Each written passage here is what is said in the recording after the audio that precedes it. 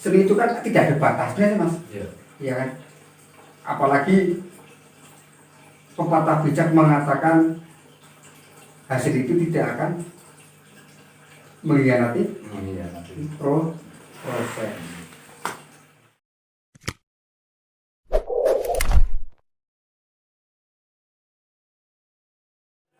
Assalamualaikum warahmatullahi wabarakatuh. Berjumpa lagi dengan saya Slamet Mujiono di segmen obrolan kandang sapi. Pada kesempatan hari ini saya mengundang seorang tamu yang sangat inspiratif sekali. Baru-baru ini masyarakat Jawa Tigo bangga terhadap sebuah karya anak asli Jawa Tigo, yaitu dengan munculnya film Antara Sabar dan Bubar. Siapa sih aktor dibalik kesuksesan film itu? Aktor yang saya maksud itu sang pembuat atau bisa dikatakan sang sutradara. Maka dari itu saya mau mengulik lebih lanjut kepada sang sutradara. Gimana sih film itu bisa dibuat? Maka dari itu langsung saya tanyakan ya. Sebelumnya Mas Junaidi perkenalan dulu Mas dengan para penonton. Soalnya kan walaupun penonton banyak yang sudah kenal sama Mas Junaid, tapi kan beberapa kan penonton dari luar kan belum sih. Monggo Mas Junaid. Baik, assalamualaikum warahmatullahi wabarakatuh. Perkenalkan, nama saya Junaidi, biasa dipanggil Junaid atau bisa juga dipanggil Mas Junaid biar lebih cakep panggilnya. Chef Junaid ya. Mungkin perkenalan dulu aja.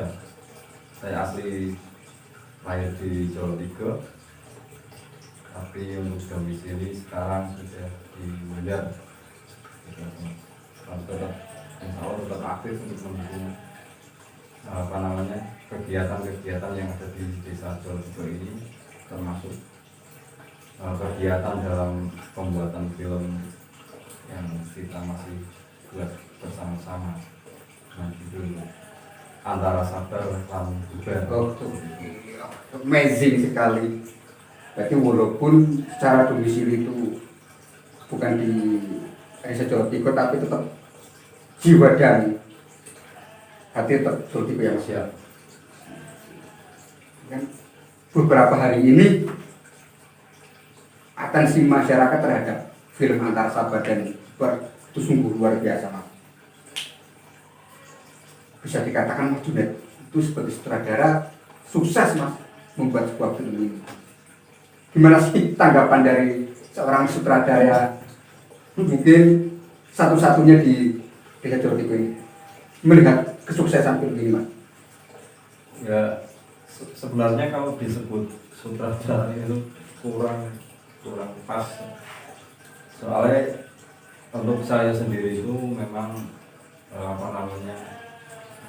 suka, dalam artian suka dalam bidang dunia sosial,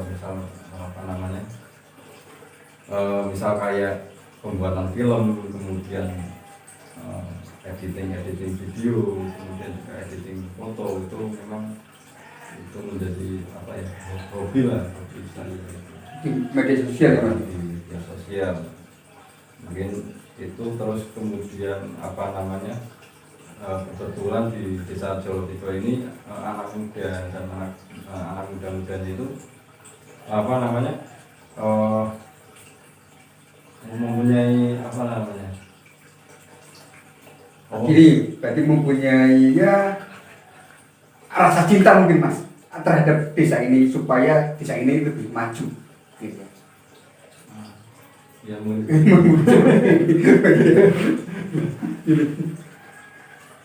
inspirasi soal judul ini mas, kan antara sabar dan bubar. Nah, berarti mungkin kan kedepannya itu kalau tidak sabar-sabar ya kan pasti bubar ya mas. ya. Ya, itu dapat inspirasi atau ide itu dari mana sih mas?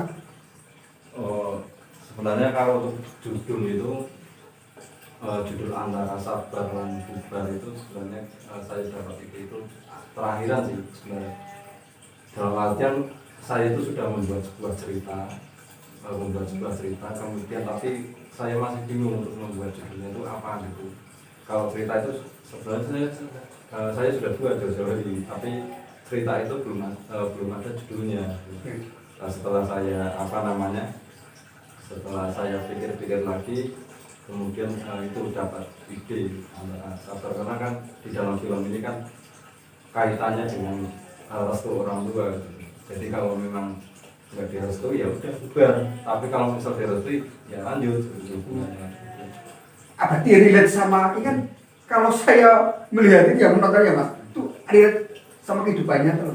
Itu termasuk dari Mas Junet yang tadi disampaikan soal restu orang tua, dan itu kan ada yang menggelitik mas soal realita terhadap ibu-ibu mungkin di apa ya, di pertengahan itu loh mas, hutan bon itu kan sangat menggelitik sekali. Itu kok pintar sekali itu Mas Junet tuh mengemas, walaupun dari segi konsep itu kan percintaan ya mas, itu sampai dengan real kehidupannya kan mas. Itu kok ada seperti itu gimana kan? Ya. Jadi kalau untuk keseluruhan cerita ini memang apa namanya ini sebuah itu ya karangan, hanya sebuah karangan semata. Jadi nggak ada apa namanya, nggak ada istilahnya aslinya itu nggak ada, cuma di video ini cuma karangan, tapi dalam karangan itu kita juga ambil dari kehidupan sehari-hari masyarakat di kita lah. Jadi untuk kehidupan sehari-hari di masyarakat kita masukkan ke dalam film, namun untuk ceritanya itu tetap kita mengarang untuk ceritanya. Kita tidak pernah mengambil cerita orang lain juga, kita mengarang bebas. Akhirnya cerita itu terbentuk, kemudian kita juga memasukkan sedikit apa namanya kebiasaan masyarakat di lingkungan sini. Jadi nantinya itu akan menyatu, filmnya itu menyatu gitu, sesuai dengan tempat kita. Kan kalau saya lihat itu kan gini sih mas, film itu mengandung unsur ya kehidupan nyata mas. Itu kan berarti mas Junet sebelumnya enggak observasi atau mungkin langsung kepikiran oh karangan ini di sini, tapi penonton itu kan menangkapnya itu kan wah ini benar-benar real ini mas, ini benar-benar real sesuai dengan keadaan lingkungan. Itu kan yang menjadi daya tarik mungkin mas itu. Ya, jadi dulu itu saya kan sempat punya channel YouTube ya sebelum itu yang BPK itu. Kalau itu kan saya kan apa namanya lebih ke komedi anak-anak. Sebenarnya tuh kalau misal ide dari awal itu memang harusnya saya itu pengennya buat yang seperti ini, apa namanya sedikit mencerewet ke drama, kemudian juga ada lucu-lucunya gitu. Tapi berhubung dulu itu nggak nemu pemain untuk yang perempuannya, jadi ya akhirnya saya buat channelnya itu komedi anak-anak. Tapi sebenarnya ide awal itu yang muncul ya ini, yang antara drama ini. Berarti konsep cerita ini sudah lama sekali mas? Sudah lama. Jadi sudah lama, berhubung pemainnya nggak ada, akhirnya saya tunda. Dan kebetulan di media sosial ini membuat suatu wadah untuk anak muda untuk berkreasi di sini, dan ternyata dari anak perempuannya juga ikut. Akhirnya yaudah ceritanya kita angkat lagi, kemudian kita buat filmnya gitu. Masih, berarti ini penantian lama ya mas? Sebenarnya ide itu sudah lama muncul, ide itu, cerita itu, tapi memang untuk saya pribadi belum bisa merealisasikan soalnya kekurangan pemain, ada pemainnya. Saya kira kan kalau anak perempuan kalau diajak pemain film itu kan kurang pede, malu kucing. tapi ternyata setelah dicoba kok hasilnya bagus. Itu luar biasa nih untuk anak-anak desa Jolotiko itu. Ini ya mas, mungkin kan media Jolotiko, ini kan di film ini atensinya itu sungguh luar biasa. Maksudnya gini, kok para pemainnya itu kok kelihatannya itu sudah mahir acting gitu loh mas. Jadi sebelumnya atau apa memang sudah dilatih dulu atau mungkin langsung syuting mas? Enggak ada sih, enggak ada latihan gitu. Kita yang skrip saya buat, setelah skrip itu saya kan buat skrip itu setiap episode. Jadi satu episode saya buat skrip selesai, setelah syuting selesai kita buat lagi episode 2 skripnya lagi.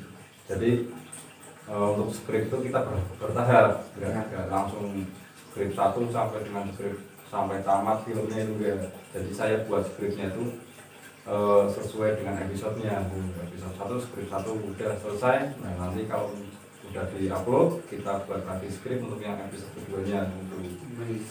Dan setelah skrip itu jadi saya langsung serahkan ke pemain-pemainnya untuk apa namanya untuk belajari lah, untuk dipelajari, kemudian tidak harus sesuai dengan isi skrip itu, yang penting kita nggak keluar dari alur ceritanya. Kata-kata boleh dirubah tapi jangan keluar dari alur cerita yang ada di skrip itu. Ini kan dilihat dari segi para penonton ya mas, ini kan pemeran itu kan aktingnya itu sudah lumayan bagus mas. Berarti mas sebelumnya mas Dunar ya gimana ya, dilatih dulu atau gimana mas? Nggak ada latihan sih mas, cuma itu kalau skrip sudah jadi saya bagikan di grup, kemudian kalau sudah dibagikan di grup ya disuruh belajar aja gitu. Setelah sudah belajar selama 1 hari atau 2 hari, baru kita nanti ada proses shooting. Itu nanti shooting itu dibantu oleh Mas Aldi, kemudian saya saya bagian itu nulis saja.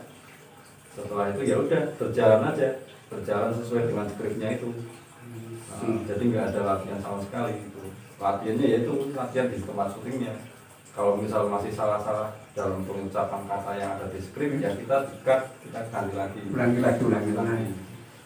lagi sampai sesuai dengan apa yang ada di skrip itu. Jadi kita nggak keluar dulu, nggak ngawur lah ini. Nggak ngawur. Ini Ini kan tugas dari seorang sutradara itu kan apa sih ya, mengarahkan sebuah film untuk ya tidak keluar dari jalur skenario-nya. Pasti kan menemukan kendala ya mas? Ya. Tuh, kendala awal-awalnya itu gimana mas? Kendala untuk kendala yang ada di skrip itu biasanya itu sih pemahaman antar pemain gitu. Jadi terkadang skripnya berbunyi ini terus bacanya itu ditambah-tambahin tapi keluar jalur. Ngawur itu, ngawur sekali ya. Misal skripnya bilang ya wis ora apa-apa, kemudian nanti ditambah apa lagi gitu. Oh berarti seperti kasusnya yang menjadi pemeran Pak Bau itu yang belum masih. Iya Nah itu kemudian juga masih sering salah-salah untuk penyebutan nama. Penyebutan nama itu kalau nama aslinya sama nama yang ada di film kan kita bedakan. Misal kayak di sini itu kan nama di filmnya kan di sini aslinya kan Mbak Vina itu. Nah itu terkadang untuk pemain masih salah. Gitu. Kata masuk memanggilnya masih Vin. Gitu. Ini berarti koprak, berarti kelucuan dan keunikan pas proses syuting itu berarti ya mas. Iya. Tapi kan gini sih mas, rata-rata kan para pemeran itu kan masih produktif mas, Iya. ya kan masih banyak kerja, ya kan terusan ada yang sekolah. Gimana cara memanage waktunya itu mas? Jadi untuk memanage waktu kita kan punya tim, termasuk dengan kita punya tim atau bisa disebut kalau bahasa filmnya itu kru. Wah, Kru untuk pemanggilannya itu masing-masing kru itu ya ada tugasnya itu, ada yang bertugas untuk manajemen pemain gitu. Ada yang bertugas untuk manajemen cerita, ada juga yang bertugas untuk manajemen kamera, kemudian lighting dan sebagainya. Itu ada, jadi masing-masing kru itu punya tanggung jawab masing-masing, jadi nggak harus semua dari saya, kita kerjasama bareng itu untuk pembuatan itu supaya berhasil ya mas. nah, Dilihat dari segi pemeran itu kan pemeran utamanya kan 3 situ, si Harjo, Imin sama si Rimi. Kan dari karakter 3 itu kan sangat kontras sekali ya mas. Iya. Apalagi gini, yang luar biasanya lagi karakter Imin itu sampai hati loh mas, para penonton menangkapnya itu emang Imin itu apakah Mas Dudet mempunyai sebuah gini inspirasi mas Dudet gila kemarin ini karakter Imin itu cocok ini, soalnya saya sudah menemukan seorang yang mungkin sesuai dengan real di kehidupan nyata itu, atau hanya sebuah karangan saja mas, soalnya nyampe dengan hati loh mas. iya. Amazing sekali itu. Jadi untuk masing-masing pemain itu sebenarnya sangat kontra untuk kehidupan sehari-harinya ini. Misal sebenarnya kayak sama ya Mas Imin itu. Ya jadi Mas Imin itu kan kalau kehidupan sehari-harinya kan sebenarnya kan orangnya lucu seperti koplak gitu. Kalau ditugaskan di dalam film ini menjadi seorang yang baik hati, kemudian lembut, kemudian juga orang yang terzolimi lah. Iya, kalau di film kita gambarkan seperti itu orang yang paling terzolimi lah ini. Tapi kalau kehidupan nyata ya enggak, itu beda. Semua seperti itu, misal kayak Bau itu kan kelihatannya galak kalau di film. Tapi di kehidupannya tampil sekali, galak sekali itu, luar biasa itu. Ya, jadi seperti itu. Jadi kalau di film kelihatan galak, tapi kalau aslinya ya enggak. Ya mungkin galak dalam arti tegas mungkin mas. Nah, itu. Semua baik-baik. Iya, baik-baik dan ya kadang-kadang dari cantik ya mas. Dari si Harjo ini mas. Nah ini si Harjo itu kan karakternya itu gimana ya? Sombong, nah kayak seperti ini dah. Sombong, terusan dia sebagai orang kaya, tapi itu kelihatannya itu diperankan sedikit bodoh mas. Iya, iya kan? Itu ceritanya gimana mas? Dapat inspirasi dari mana itu? Iya. Gini loh, orangnya gini. Jadi untuk Mas Harjo itu memang sengaja kita buat itu di samping itu untuk untuk saingannya Mas Imin. Oke. Itu Mas Harjo kita buat itu supaya ada lucu-lucunya sedikit itu. Jadi nggak menonton sama alur cerita yang dramatis itu ya. Jadi kita imbangi dengan lelucon mas. Nah itu kita angkat sebagai pemeran itu Mas Harjo itu ya itu untuk sekedar guyon, untuk lucu-lucunya itu. Tapi kalau dilihat ya kan mas, kalau dilihat itu kan si Tigor Radian memerankan Tarjo itu kan menjiwa sekali mas. Harjo ya, menjiwa sekali itu. Ya emang dari poster tubuhnya memang bagus sih sebenarnya. Bagus sih. Maksudnya pas lah dengan perannya. Kalau maksudnya bukan sifatnya ya, maksudnya postur tubuh. Postur tubuh ya. Postur tubuh ini pas nggak bos lah itu. sugih bos sing sugih kan Mas Harjo kan putih ya. Putih kemudian badannya juga berisi kan Berisi. mirip seperti bos ini Ya, seperti emang itu emang real Bang Tiger. Ya. Terusan yang menarik lagi ya ibu-ibu rempong Mas. Itu gimana ya? Kalau saya melihatnya itu sangat menarik sekali itu loh Mas. Seperti ya real di dunia nyata itu. Oh, dari ceritanya juga itu sih kita ambil dari apa namanya dari kehidupan kita sehari-hari seperti itu. Ya, tapi yuk kita nggak apa namanya nggak tertuju ke orang siapa kan rata-rata kalau ibu-ibu sekarang kan kayak gitu Mas. Iya. Ya, rata-rata itu kalau ibu-ibu sekarang itu sukanya ngombe Iya, terus gosip seringnya seperti itu. Nah, makanya kita terapkan di film ini gitu agar sesuai dengan apa real yang sekarang gitu. Itu kan sudah menjadi daya tarik tersendiri loh Mas.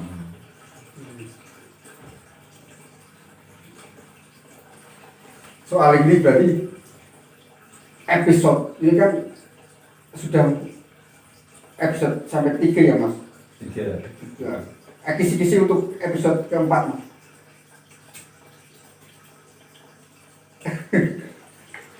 Kisi-kisi untuk episode keempat. Iya.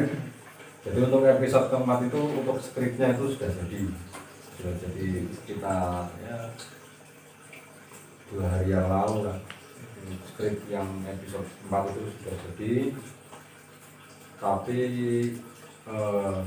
untuk yang episode 4 ini nanti akan ada kejutan. Beritahu nggak ceritanya? Yo nanti nantikan aja untuk kejutan di episode 4. Intinya itu yo di episode 4 itu akan ada kesedihan yang mendalam dari si Imin. Ini itu. Iya. Pasti para penonton penasaran ini Mas. Makanya tonton ya. Tonton. Kemudian juga akan datang pemeran-pemeran baru juga sih Mas di episode 5 kalau nggak salah. Episode 5 kita datangkan pemeran-pemeran baru yang masih seger-seger. Masih seger-seger. Masih seger-seger dan marta apa itu Mas? Apakah cantik-cantik atau Cantik-cantik ganteng-ganteng kita tampilkan nanti untuk yang episode kelima. Kita insya Allah untuk yang episode kelima juga sudah saya pikirkan untuk skripnya, tapi belum saya garap. Yang sudah jadi itu yang keempat. Jadi untuk yang episode 4 itu nanti ada lebih ke kesedihan. Kalau episode yang kelima itu nantinya akan ada pemeran baru. Kalau nggak salah 2 orang. Untuk episode 4 juga ada pemeran baru, tapi itu cuma 1 orang. 1 orang. Jadi setiap episode itu insya Allah ya kalau memang kita butuhkan ya kita nambah pemeran baru sebetulnya. Makanya untuk pemuda-pemudi desa Jolotiko khususnya kalau misal ada yang mau apa namanya ikut meramaikan dalam film ini ya silakan langsung saja merapat, kita nanti agendakan sepertinya kapan mau diperankan sebagai apa. Ini di film ini kan cara pemandangannya bagus Mas. Wah, amazing loh. Jadi dapat perhatian khusus loh dari para penonton. Ini berarti potensi dari khususnya desa kita tercinta, desa Jolotiko.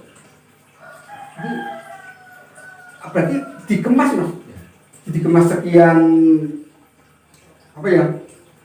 Ya biar menarik, ya kan? Ya. Berarti tujuannya mungkin kan memperkenalkan potensi alam.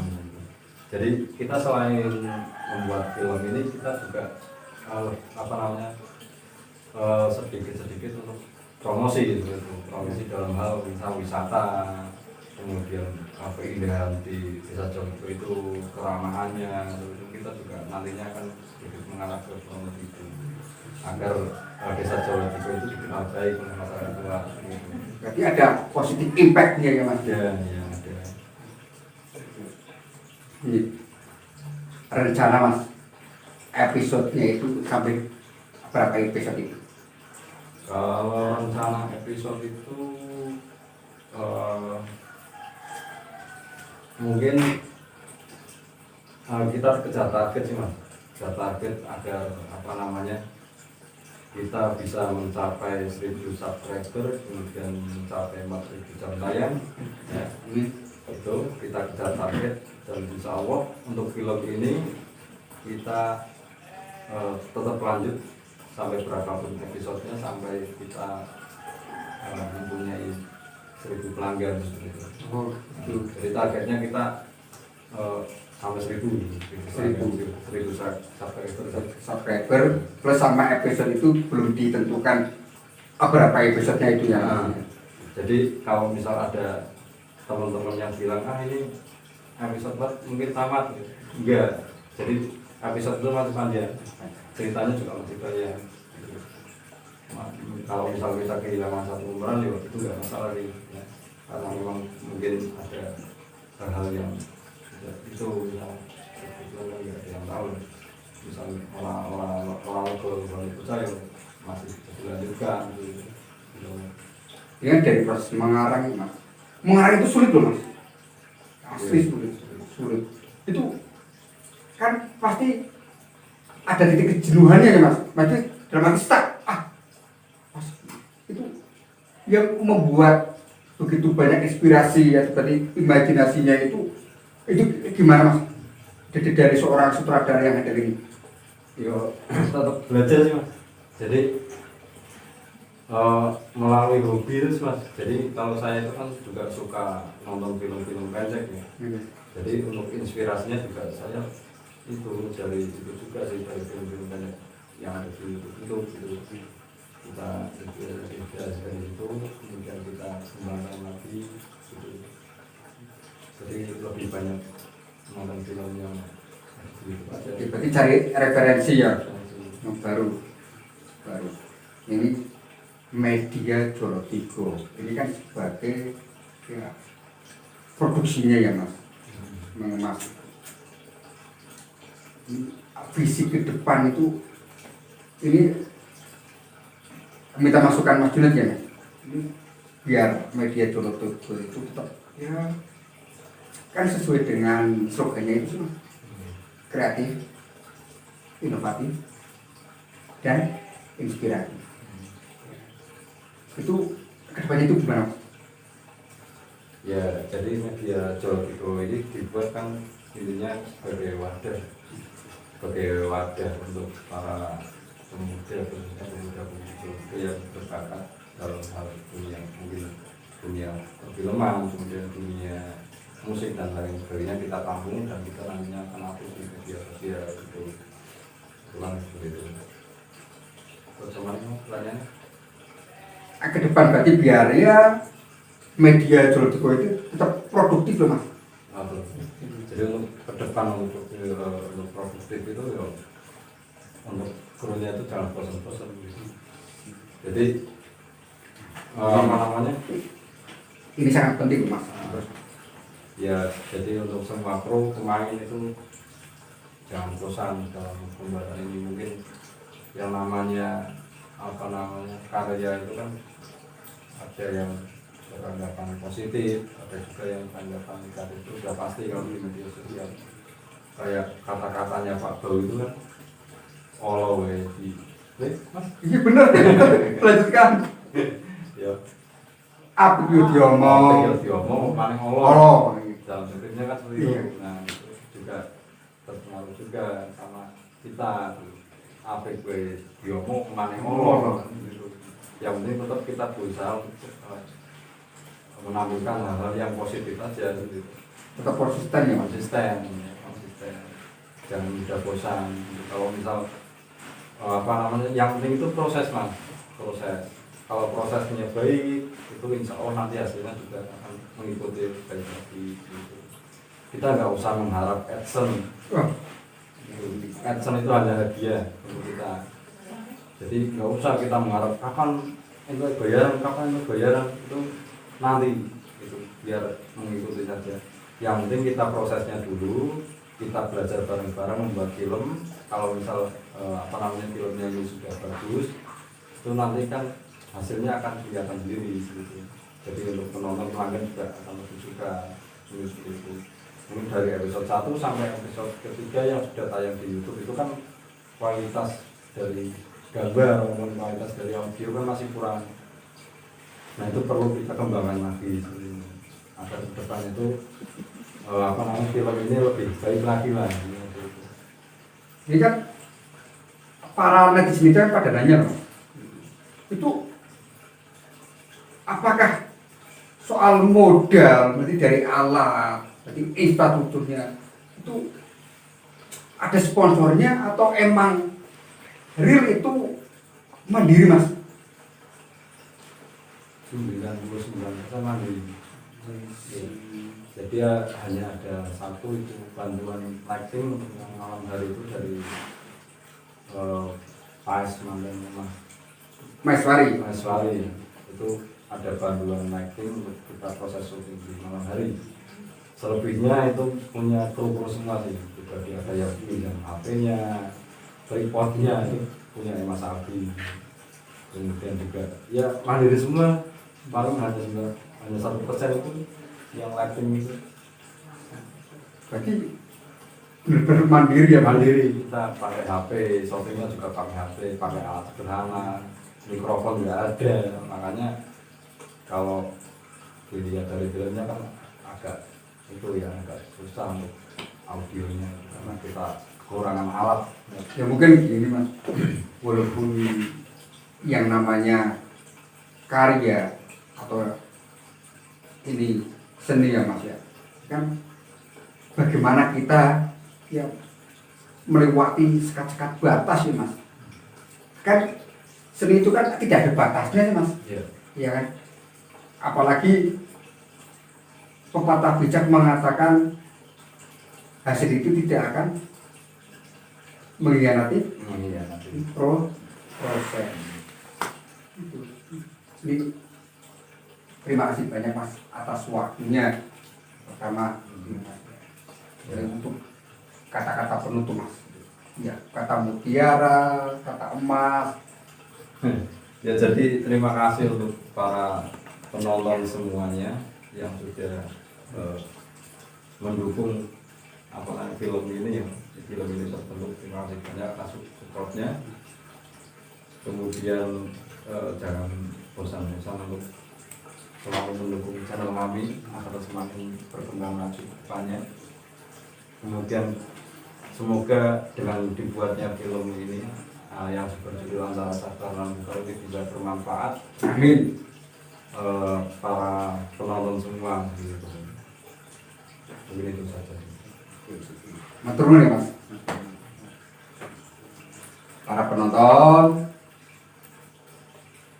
di Jolotiko maupun di luar Jolotiko, saya Mas Junet beserta dengan kru media Jolotiko yang pertama mengucapkan terima kasih banyak atas atensi, support entah itu material maupun moral. Terima kasih banyak.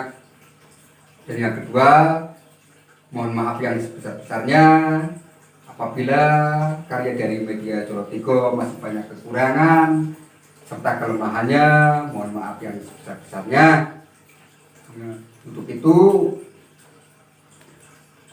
like, comment, subscribe dan share. Tolong ya mas. Mungkin cukup sekian dari saya. Wassalamualaikum warahmatullahi wabarakatuh.